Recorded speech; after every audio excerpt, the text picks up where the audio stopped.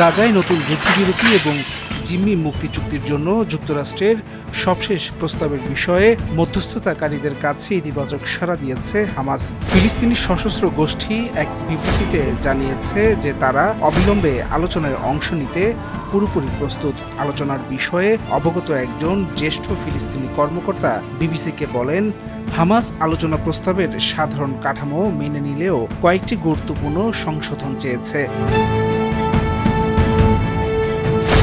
সংশোধনের মধ্যে রয়েছে যুক্তরাষ্ট্রের পক্ষ থেকে একটি নিশ্চয়তা যে ২০ মাসের যুদ্ধ স্থায়ীভাবে শেষ করতে আলোচনা ব্যর্থ হলেও যুদ্ধ আবার শুরু হবে না।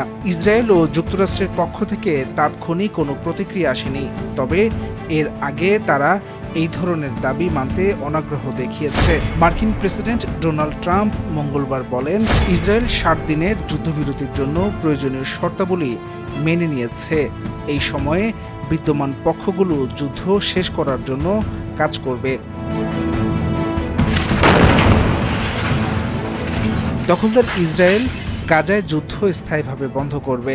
ট্রাম্পের কাছ থেকে এমন গ্যারান্টি চায় ফিলিস্তিনি সশস্ত্র গোষ্ঠী হামাস। ট্রাম্প ছাড়া অন্য কারো গ্যারান্টি তারা চান না বলে জানিয়েছেন হামাসের এক কর্মকর্তা।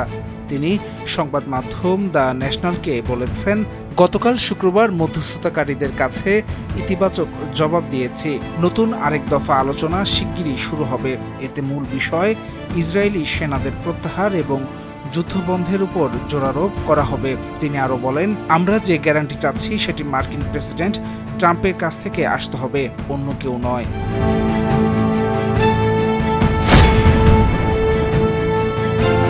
এদিকে দ্য ন্যাশনাল জানিয়েছে, যুক্তরাষ্ট্র, মিশর এবং কাতার ৬০ দিনের অস্থায়ী যুদ্ধবিরতির প্রস্তাব দিয়েছে।